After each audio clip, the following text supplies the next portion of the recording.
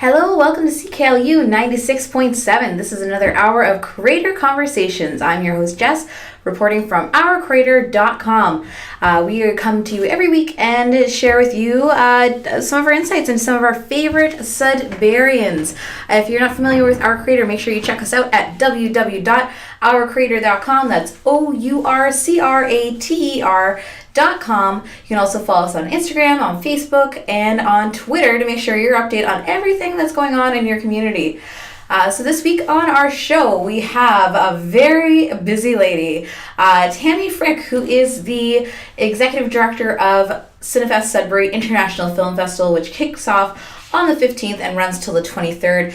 Also the Executive Director of Music and Film and Motion. So somebody that wears many hats. And she was very kind to sit down with us right in the heat of the festival and give us some of her time to talk about the festival. So Tammy, we got in touch with her, got some of her top picks of films that you should check out over the festival, some of her insights into how the festival got started, and if you have been wondering where the mermaid imagery from the poster this year came from, we're going to get the backstory on that too. And of course, always a little bit of personal anecdotes from Tammy as well.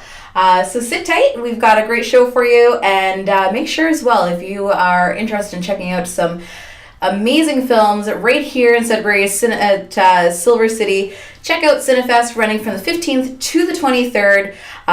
One film that we especially hope you'll check out, we have a few films that are, a few screenings that are presented by Our Creator. So we've got coming up on the 18th, Assassination Nation. That'll be at 9:30.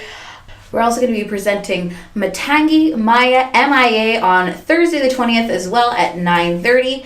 And our last film that we're presenting is Firecrackers. That's Friday the 21st, again at 9:30.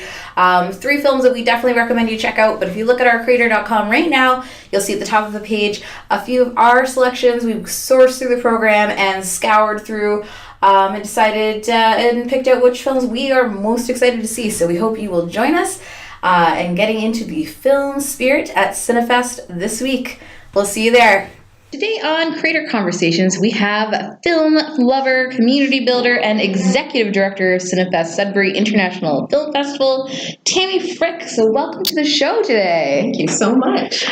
So to get things started, let's get a bit of a background on Cinefest. Of course, we have the annual festival coming up, but their role in the community obviously spans a lot further than that. So can you give us some background? Oh, absolutely. So the festival was set up 30 years ago, and since then has really grown into a full-service film organization, and that we not only handle the public side of the festival, but we also are in a position to exhibit and spotlight a lot of the wonderful film productions that are happening now in Northern Ontario.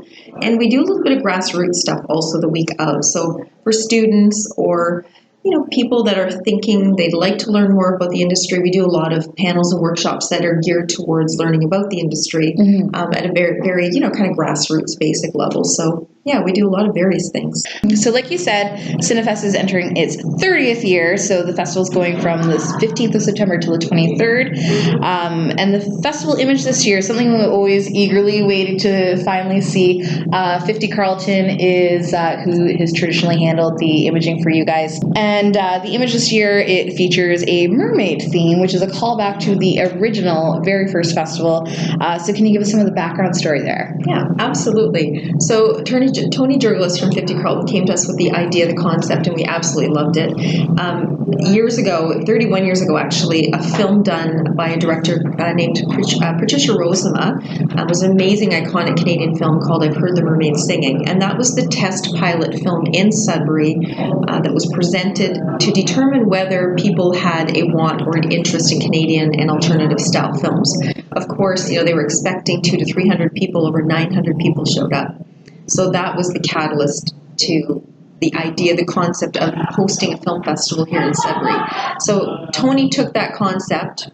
We actually recreated a scene from the film. So there's a scene in the film where Sheila McCarthy is walking along the shores of a lake and she opens up a chair, a lawn chair. We recreated that scene along the shores of Ramsey Lake, and it's presented in our TV spots, which is absolutely spectacular. And we also got Patricia to voice over the TV spots. So we have the director of I've Heard the Mermaid Singing. Now, the really cool thing is there are no mermaids in the film whatsoever, but we kept that image of the mermaid tail, and within the mermaid tail, you see the 30th anniversary laurels, so the gold laurels. So it just transferred from video to print so easily and beautifully that, yeah, the idea was just brilliant. Absolutely. So tell us what has changed in 30 years. Quite a bit, I guess. So much. Oh my goodness. From dealing with 1 to 2 full-time staff and a couple of contract people hosting a weekend event. It started as a 3-day event with 15 films, grew very quickly then to 4, 5-day event, and just really kept growing. We've been at 9 days now for quite a while, for about 12 years. But of course, HR has grown significantly because of the level of activity that we host now within the community.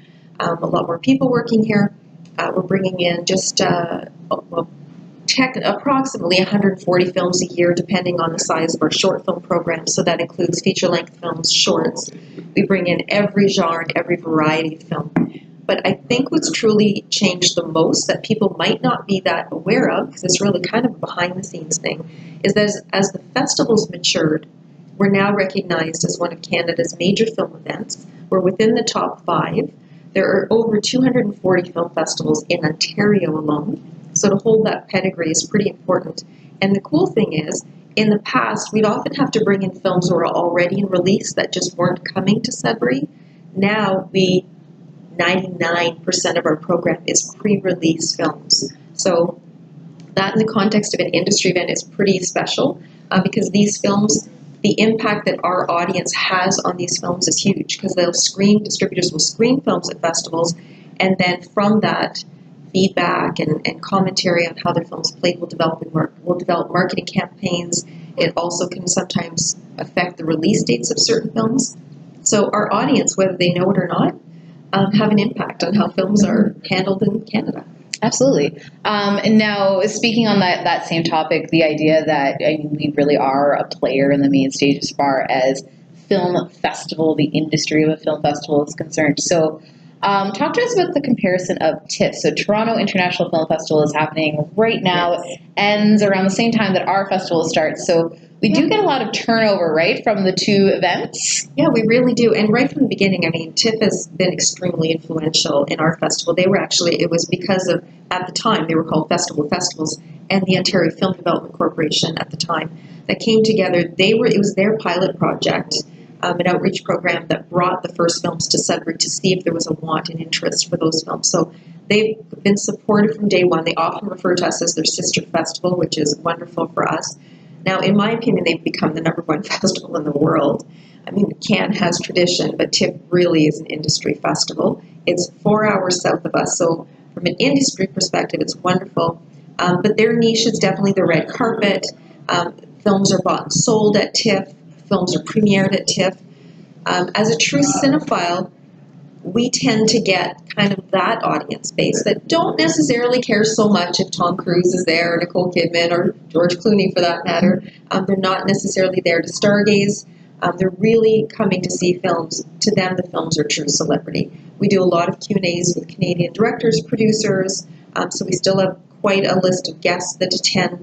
But our niche is very much an accessible, people-style festival because of the size of who we are, and we will never grow to rival, the size of a TIFF, rightfully so. They're in a large community, and they've done such a brilliant job of being that festival. And we've created our own little thing up here in Northern Ontario. Yeah, perfect. Well, we should be proud of that, right? Absolutely.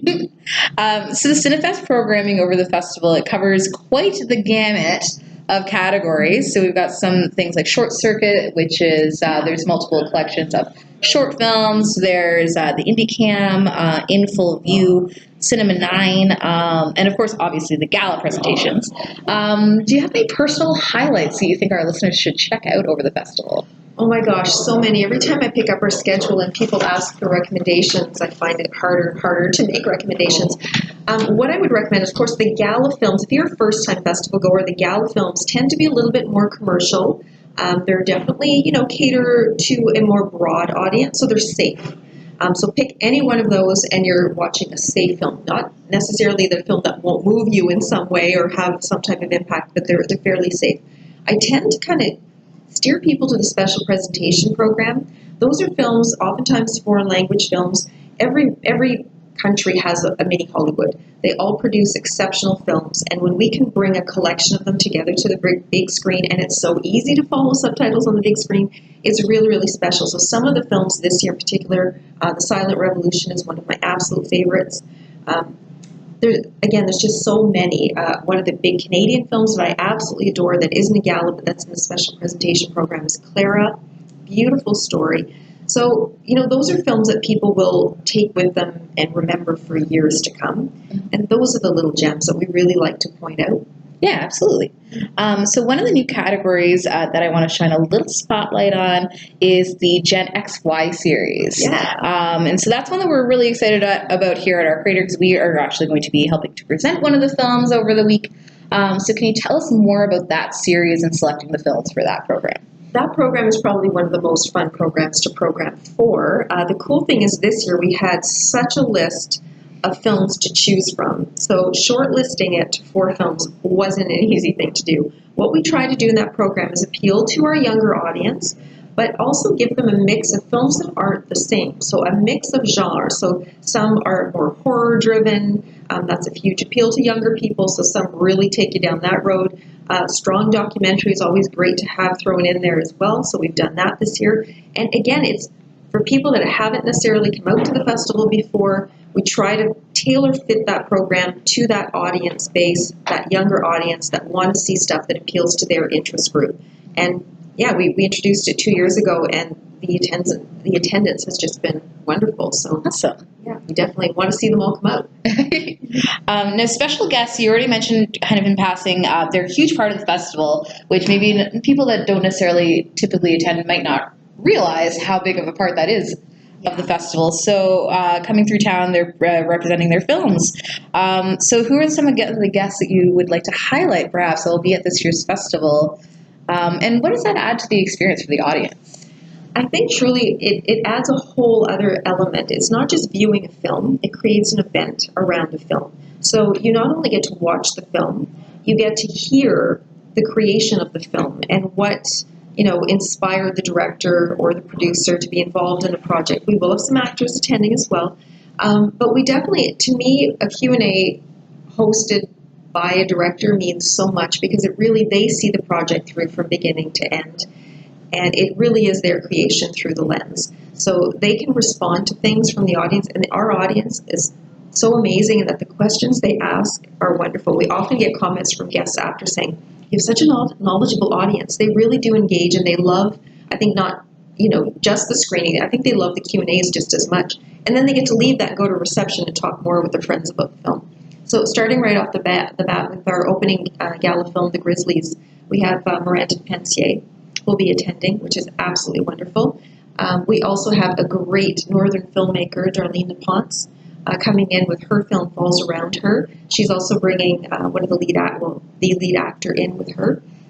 So just so many great guests, and again, accessible guests that want to be talking about their film, that are anxious to answer some of these great questions that come from the audience. Awesome. So tell us about some of the local films that are going to be part of the lineup this year. We have so many, and the great thing is, not only are they screening here in prime positions within our festival, but if you look at the TIFF lineup, if you look at the Atlantic Film Festival lineup, it's amazing how these films are galas and special presentations. So the quality of product coming from Northern Ontario is absolutely, just blows my mind. And this year is no exception. We have as a gala film Through Black Spruce, the Don McKellar film that was shot here in Northern Ontario in Sudbury. The New Romantic, which I have to highlight especially for this wonderful art creator audience. It's a great film that will appeal to, it's fun, it's comedic, it has a wonderful message. It's just, I really encourage people to come out and see it. An Audience of Chairs was shot here, we're screening that, and we have some fun, more thriller style films, and The Discarded and Fugue. Again, just a wonderful long list of films that were shot here in Northern Ontario. Awesome. So there's lots of things to check out. How many films are there this year? Something like 100? I know, I haven't done the full count. I think we're at 134, including short films. Wow, so it's a lot of things to choose from. Yeah. So if you're somebody who is thinking about coming to Cinefest for the very first time, what would be some of your tips for them to make the most of their Cinefest experience? Talk to people. ask questions. If you're not sure how the ticketing works, please call the office or chat with somebody at the box office up at the theater. I think sometimes because, when sometimes people walk in and they see huge lineups, they feel intimidated, they're not sure where to go, they're not sure what pass gets them into what. We have volunteers everywhere up at the theater. We have an amazing box office group. Here in the office, anyone can answer your questions. Go online, get as much information. Don't be afraid. Read through the synopses of the films. Pick a genre that you like. If you like thrillers, there's thrillers in there. If you want a comedy, there's some in there. If you like drama, if you like a rom-com, pick a film that you like and just try it. Just come out and try it.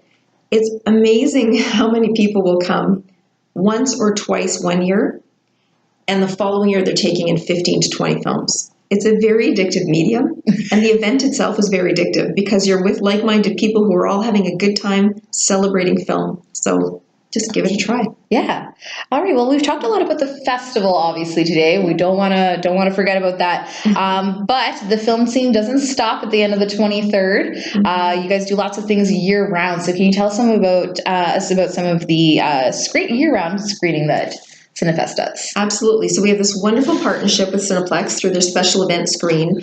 And what we do is we act as a bit of a marketing arm to engage our typical festival audience and some of the cultural media arts that they're bringing to Sudbury through their special event screen. Sadly, it's just because they're smaller events and there's quite a few of them, we help them program and handpick what they should be screening to a Sudbury audience and helping them market. It just makes sense because our audience are so hungry for ongoing cultural films and events and live theater and all of that stuff. So we partner with Cineplex.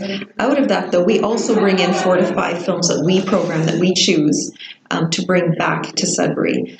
So that will be promoting a lot during the film festival. I think our core audience are very well aware and come out in droves, but I think there's a broader audience that we might not be getting to, so we're really working on that.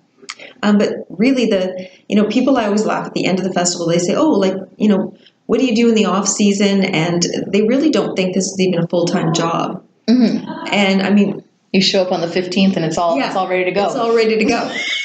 The reality is we have quite a sizable budget to run this event, but we have to generate that budget every year. So it's a combination of corporate sponsorship dollars, a box office revenue definitely helps for the upcoming year, government support. So many people come together to make this event happen, but all of that takes coordinating. Even government applications have to be written and reported on and so on.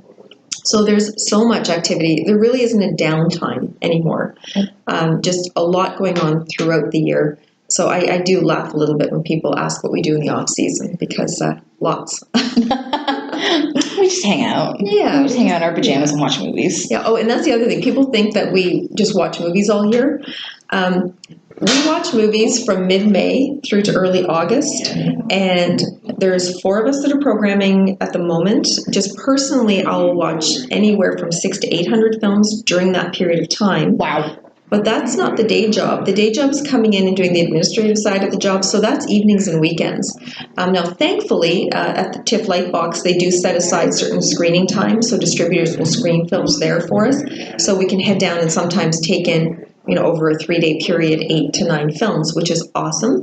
But other than that, it's pretty much, viewing on our own time. So we don't just watch movies all day. I wish we did, because that's the fun part. But, you do go through a lot of interesting films also to find the real great ones. So yeah. It can be a bit challenging at times. No, absolutely. All right. So we're going to cut to our first section of music here, Tammy. But before we go to that, can you tell our listeners where they can find more information about Cinefest? Cinefest.com. Our website's a wealth of knowledge. And if you still have questions, just call our office at 705-688-1234. And we'll be happy to direct you in the right direction. Hey, welcome back to CKLU 96.7. So that we just heard from Tammy Frick, the executive director from Cinefest Sudbury. She was all the lowdown on their 30th anniversary season and some of the things that you can expect. So they've got a jam-packed lineup of 100 plus films that you can check out. That's over the week of September 15th to the 23rd. One thing that we especially hope that you will check out is on Tuesday, September 18th, Assassination Nation. That is part of the Gen YZ series, and that is going to be a screening presented by our creator. So we'll be on hand to tell you about what we've been working on and promoting the screening as well. So we hope to see you out there. Let's have a big old creator slumber party and watch a movie, right? So Assassination Nation, that one basically it delves into the idea of what happens when 20,000 people suddenly have no privacy at all. Anarchy, that's what happens. People you can find in that film, Joe McHale, you might remember from Community or The Joe McHale Show. Bella Thorne as well is in that movie as well. So definitely check out the trailer. It looks like an absolute trip. So Tammy was kind enough to give us so many details, and 2 films also that are playing over the week of the festival that I wanted to shine just a tiny little spotlight on with our next music selection here. So one movie called I'm going to probably pronounce this wrong. Mataangi Maya, MIA. So that is going to be airing on September 20th at 9:30, as well as My Generation. So that'll be screened on Sunday the 16th, also at 9:30. So the MIA movie, so that is a documentary that MIA, who very likely recognize from Paper Plane song that was really popular quite a few years ago, she's been archiving all sorts of footage about her journey through and escaping war-torn countries and moving from here to there, and a really unique perspective on kind of a very, very much a global citizen, you could say. So something you should definitely check out, as well as My Generation. So this is a bit of a British invasion documentary, but seen through the eyes of Michael Caine, the infamous Michael Caine. Well, maybe not infamous, but Michael Caine, that weird accented guy. So seeing basically from his perspective, all the big bands that we know and love, The Who, The Beatles, The Rolling Stones, and how they kind of came to change pop culture. So those are 2 films that we definitely hope you check out, as well as Assassination Nation, a special screening presented by our creator. So let's head into our first 2 songs here. So we have AMP, All My People by MIA, and My Generation by The Who. We'll be back shortly as well with more information from Tammy. Thanks for tuning in to Creator Conversations presented by our creator. We can't play the music right here, but check out below for the link to this week's playlist, as well as all the links you need for this week's guest. Make sure you're subscribed to our creator on all your feeds. Look us up on Facebook, Instagram, and Twitter, all under our creator, and use the hashtag our creator to be featured. Hey, welcome back to CKLU 96.7. So that was our first segment of music this hour. So we had All My People by MIA and My Generation by The Who. So both of those selections inspired by films that you can check out at Cinefest Sudbury coming up from the 15th to the 23rd. First one is Matangi Maya, MIA. That's at 9:30 on September 20th. So that is a documentary that the artist MIA has been compiling home footage for years and years and years. Quite a global citizen. Sounds like she has a really amazing story. So if you are a fan of hers, definitely check it out to learn some back information about her. The other one was My Generation. So that is going to be on Sunday, September 16th, again at 9:30, telling the story of the British invasion and the pop culture revolution around the time of the Beatles, the Rolling Stones, The Who, through the eyes of Michael Caine, the beloved Michael Caine. So definitely 2 shows that you should check out as well. Assassination Nation's another one. We definitely want to see you there. That is a screening presented by our creator, so you can catch me there. I'll be addressing the audience beforehand. You can come say hi to me if you feel like it. But come hang out with me. Come watch this movie. So Assassination Nation, that is coming up on Tuesday, the 18th again at 9:30. Get there early. You can get your tickets in advance at Cinefest. They have books of 4, books of 10, as well as full festival passports if you wanted to see as much as you possibly can over the week and a bit, really. But we've got more information to cover about Cinefest before it arrives, and Tammy was very kind to give us some of her very valuable time this time of year. So listen in. We're going to get some backstory about Tammy and what she did before Cinefest, how she ended up being in charge of Cinefest, and maybe a little Ryan Reynolds anecdote. You never know. Tune in though to find out.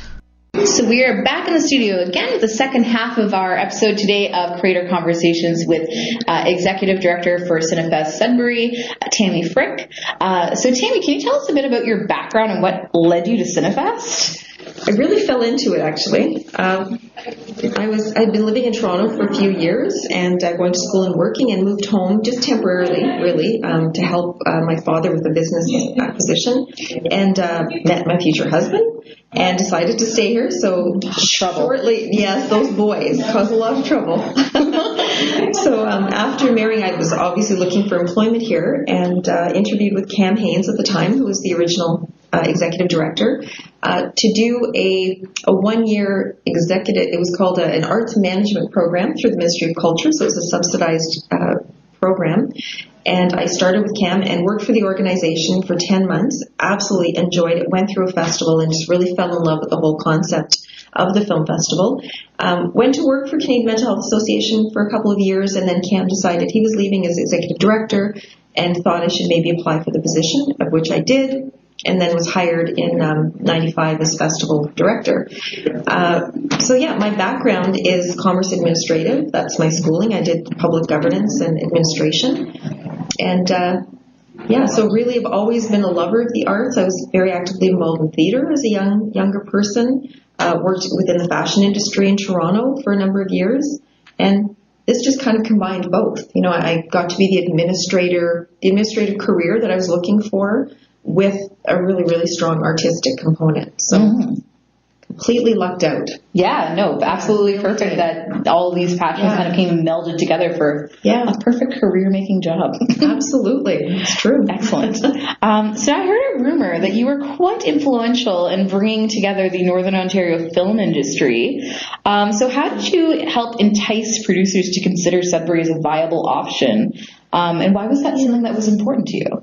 Well, that again, I can't take a lot of credit for any of this stuff. I must be lucky somehow, because I happen to fall into these things that just then happen organically. But what really started to happen was we'd invite directors and producers up, of course, for the film festival. They'd come to Northern Ontario, and before getting here, when I meet with them in Toronto, they'd say, "Really, why do you live up there?" And they'd kind of go, "Oh, you'll see." They come up, and they see the beautiful landscape. They see how wonderful the hospitality is. The people are great. The locations are beautiful. Then they'd want to shoot up here. So they'd literally call our office, and we were, 3 full-time staff, and they'd say, "Hey, we're looking for this type of a location." So they'd hop in the car, we'd drive them around town and try to show them as much as we could. This became a more and more frequent request. So we really felt Cinefest couldn't handle it. It wasn't really part of our mandate to cater to producers in that way as a film commission, but I really felt there was a want and an interest. And I at the time couldn't even envision to what capacity, but thought we should be looking at it. So I'd approached the city of Sudbury at the time. Jim Gordon was the mayor, who was extremely receptive to the idea. And he actually suggested I meet with Mark Palumbo, who was trying to do a similar development on the music side. So Mark and I sat down and talked about it and thought we should combine the two. It makes more sense to do things together in Sudbury. It's more economically feasible. So we did, with the help of the City of Sudbury economic development officers, put a strategic plan together that eventually, after a couple of years, was properly funded. The board was created, Music and Film in Motion came to be an actual entity, hired an executive director, and that's how that whole thing started. And, just ironically enough, 10 years go by, it's its own independent thing, and then down the road, again, it made more sense to be combined with other activities and events. So that board talked to our board at Cinefest, and a new board was created in Cultural Industries Ontario North. And now, funny enough, I'm associate executive director of that organization, executive director of Cinefest, so we manage both. But it's come full circle, where you start in the beginning thinking this is a wonderful idea and someone else should be doing it, to now we'll do it. Well, let's do it. Let's do it, and it's been wonderful. Oh, great. So can you expand a little bit more about the resources that Music and Film in Motion provides to Northern Ontarians? Absolutely. So Music and Film in Motion really is a music and film commission. We help foster the growth. We really act as that cohesive liaison that brings the stakeholders together in both industries. Jen McCarroll, our music outreach person, deals with people who are starting careers and handling consultations to mid-career artists, to really helping musicians get to the next level. She looks after showcasing. We do lots of conferencing, lots of outreach, and she has a huge job and is constantly busy and running around like crazy. On the film and television side, Rob Brazili and Sean McLaren and Jesse all act as the support staff really to the film and television industry. So again, we do everything from responding to producers who are looking to shoot up here. We host familiarization tours, fam tours, where we bring in producers who have ready-to-go projects. We line them up with location scouts all over Northern Ontario, not just Sudbury. We also have a crew database, a portal where producers can go to, very similar to like an IMDb style portal, where they can go and look for crew to hire. We also have a full training program called MAPT that's funded by FedNor that helps the key grips and key positions within the industry move up. And yeah, I guess really overall, we just act as that conduit that really tries to keep and be aware and maintain the health of the industry in Northern Ontario. So we offer all kinds of services. Absolutely. If you have a project you're thinking about, definitely check out how they can help you. Absolutely. And we also host the Northern Ontario Music and Film Awards every second year, which is such a wonderful event. And that's coming up again in 2019, right? That's right, May 2019. Perfect. Yeah. Awesome. Well, let's switch gears just a little bit here. So, were you always a film lover? Were you always a fan of film? Absolutely. I was very much, funny enough, my father, who, I don't know why, he always had this wonderful affinity to film, but would also always seek out some really weird stuff. So he was the guy that would say, hey, there's this crazy film playing in Toronto, we should go down and watch it. So I guess from a very young age, I was introduced to interesting cinema. And I guess there was a period of time where I pretty much stuck to the mainstream. But I have to say, it was never my true, I think, love is definitely alternative style foreign language and stuff that just, challenges you a little bit and doesn't always have that perfect little ending. Yeah. And now the movie theater, obviously over the festival, very familiar territory for you. But do you have any recollection of one of the first films that you might have seen in the theater? Oh my gosh. I think it was Pippi Longstocking. Pippi Longstocking? Pippi Longstocking? Yeah, years ago I was like maybe 7 or 8 years old, and I remember watching that in a movie theater. Yeah. Oh my God, when she eats pudding, for every meal, she has a horse. Yeah, she's got the best hair going. Her little ponytail sticks straight out. Best hair. Beautiful cinematography. I remember, oddly enough, the rolling hills and the cinematography and the animals more than the story. I just remember it. I kept thinking how beautiful it was. Nice. Yeah. Awesome. So now when you're watching movies recreationally, on your own terms, what kind of genres do you usually stick to? Do you have any favorites you want to share? Oh, I do. I really love a good psycho thriller. I love to be challenged and not know the ending, like a film, like a Reservoir Dogs or something that just kind of usual suspects, that kind of a film. But I do love almost every genre film. I don't think there's really a genre. I'm not a huge fan of the high gore horror films. I love a solid thriller with a little bit of horror, but I'm not much into the just, blatant gore, because I think, having visited so many movie sets and everything too, it's really hard for me to believe. Like, I look at it and I just know that it's not real, that it doesn't freak me out enough, I guess. But I really love a great storyline that really makes you think and that has an impact. But I love just a great silly comedy occasionally. who doesn't love a great rom-com? You know, moving into the Christmas season, there's always that one film that's going to make you laugh and cry and do all of that. So I always look forward to that.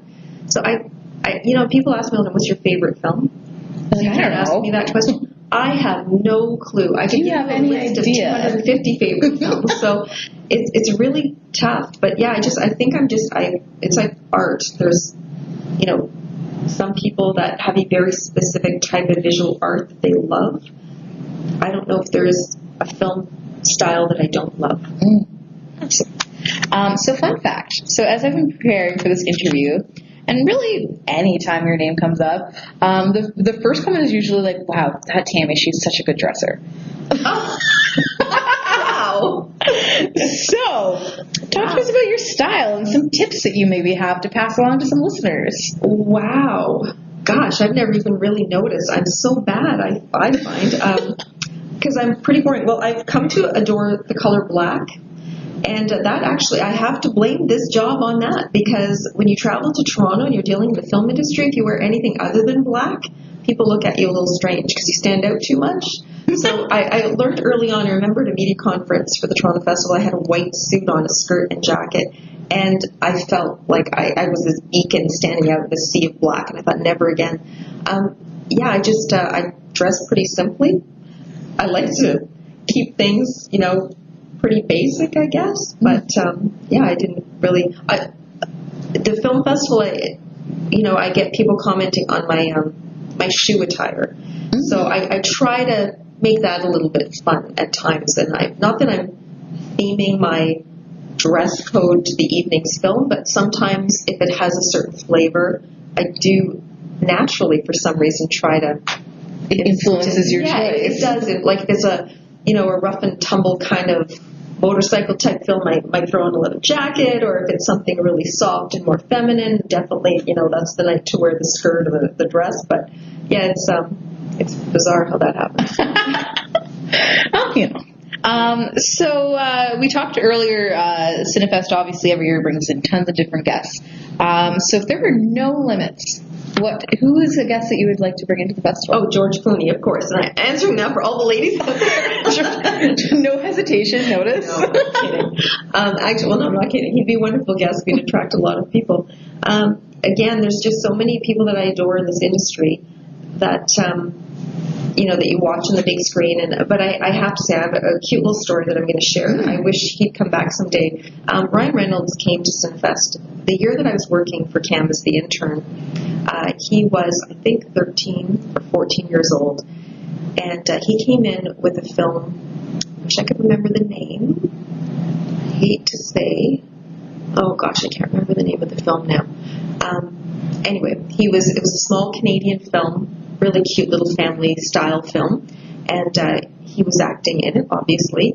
His parents, I remember chatting with them beforehand. They said, no, he'd love to attend. They were very protective and very sweet to deal with, and wanted to make sure that someone would be there to pick him up and someone would be looking after him while he was here and making sure he was okay. So that was my job. So I got to babysit Ryan Reynolds when he was a little man.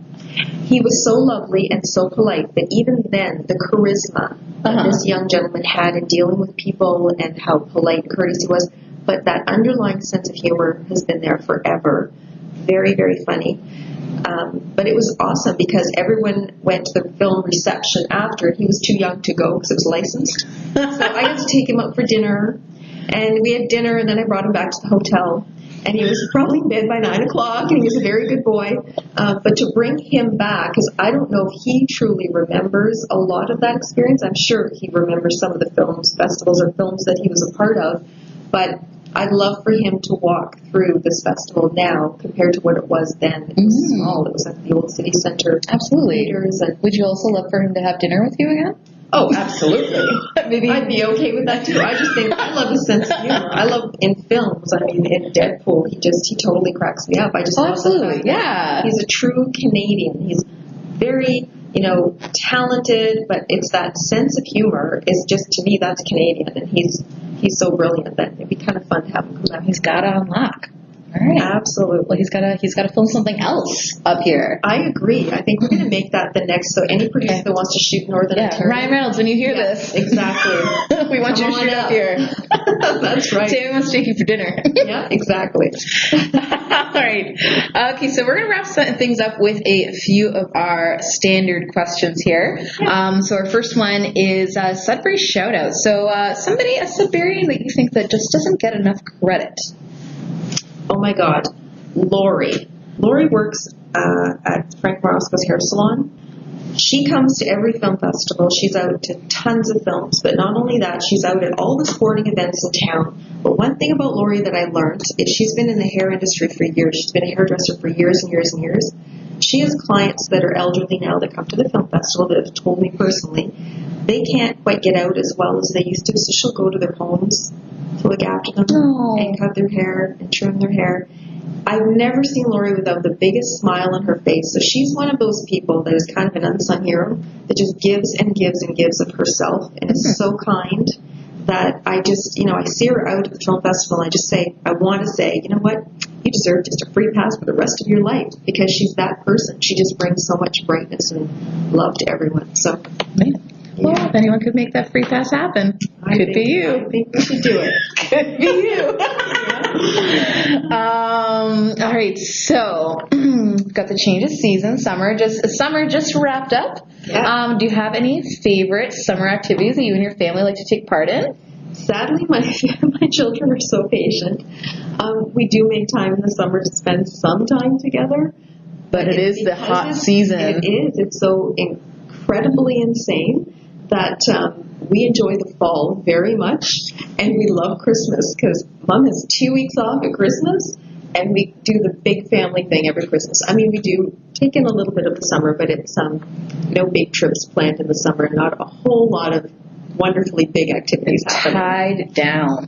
Pretty much, yes. And so thank you to my kids for always being so patient about this whole wonderful career of mine. Yeah. Oh, Mom's busy being a boss, guys. Don't worry. I'm so busy. And actually, both of them volunteer at the festival. And but my son especially is really, really cinematically inclined, really intrigued by the industry, loves great film. His film list is just, we talk about his film list all the time, and he's watched some great films, and I love, that he's so into it. That he's caught on, right? And then he has his own taste, obviously, as well, right? So as somebody who loves film so much, to see that he appreciates film in a completely different way than you do. Oh, absolutely. He blames me all the time because he was born in November, so he lived through an entire festival with me in my tummy, and he laughs because he loves every type, like foreign language film. He really has a mature palate for film, and he's 17. And he teases me all the time, "Mom, it's your fault. You realize I lived through programming. I lived through all of that, whether I wanted to or not." So, and he really did. Oh my goodness. Yeah. So since you mentioned your little ones are helping out, doing their part, joining the family business. So volunteers are a huge part of the festival, absolutely. So what are some ways that people, if they're interested in donating their time, can help out? We adore our volunteers, and we need them so badly. We use over 200 volunteers, and they can come out and help with ushering at the theater. And all of you high school students that need to put in your 40 hours, as long as you're very courteous and mature, we want you to sign up. We have people that help in hospitality. We have people that help with guest services in the media suite, here in the office and box office. So we use a ton of volunteers. And most of them enjoy it and smile with us along the week. And some of them get to see the craziness that goes on behind the scenes and love it just as much. So, yeah, we just, if you want to come out and you have a few hours to help us out, we'd be more than happy to hear from you. Yeah, for sure. All right. Well, Cinefest is coming up very shortly. So that's September 15th to the 23rd. Tammy, before we go, can you give everyone one last tip where they can find more information about the festival? Head up to cinefest.com, our website. We also have this amazing mobile app. So if you go to your app store on your smartphone and just punch in Cinefest Sudbury, it'll come up, the full schedules there. You can even on it mark off your favorite films, and it'll create your own individualized schedule. So that's another spot. Keep you organized. I know, so organized. All the info's there as well. Perfect. Well, thanks so much, Tammy. Thank you so much. This is great. Hey there, welcome back to CKLU 96.7. So we just wrapped up a last section of our interview with Tammy Frick, the executive director from Cinefest. It is definitely crunch time for them with the festival kicking off on the 15th, running till the 23rd. So a huge thank you to Tammy for taking the time to sit down with us to talk about the festival. So we're going to get into our second segment of music here. We got no time to lose. But before that, remember next week over Cinefest to join us for the special screening presented by our creator at 9:30 on Tuesday for Assassination Nation to find out what happens when 20,000 people suddenly have all their private information leaked. Nothing good. So that is a movie featuring Joel McHale and Bella Thorne. So come check it out. I'll be there. So come watch a movie with me. So we're going to kick things off here with our last chunk of music. I have a feeling we will not finish it, but we're going to give it a try. So we've got two songs by Canadian artists featured in Canadian films. So we have $1 Million by Joel Plaskett. That was featured in a film called 1 Week. Really great film. If you haven't checked it out, I highly recommend it, with Joshua Jackson, and also featuring a really quick snippet of The Big Nickel. Also Mass Romantic by the New Pornographers. That's from Men with Brooms. So let's take a listen here, and we'll be back shortly. Thanks for tuning in to Creator Conversations presented by Our Creator. We can't play the music right here, but check out below for the link to this week's playlist, as well as all the links you need for this week's guest. Make sure you're subscribed to Our Creator on all your feeds. Look us up on Facebook, Instagram, and Twitter, all under Our Creator, and use the hashtag Our Creator to be featured. Hey, that's it for us for this hour of Creator Conversations on CKLU 96.7. So this hour we had the chance to speak with Tammy Frick, the executive director of Cinefest Sudbury. So she gave us a rundown on everything you check out over the week of the festival. That is September 15th to the 23rd, all at Silver City. So if you're looking for more information about some of the films that you can check out, look that up on cinefest.com. You can also catch the booklets all around town, so pick one up if you see one. Lots of great stuff to check out. Over 100 films, so there is definitely something for everyone. And Assassination Nation, that is Tuesday the 18th at 9:30. That is a special screening, part of their Generation YZ series that is presented by us here at Our Creator. So I'll be there presenting the film, and come hang out, come watch a movie, come say hi. So without that's about it for us here. So we're going to turn over to Steve for 6 Degrees. We'll be back again next week.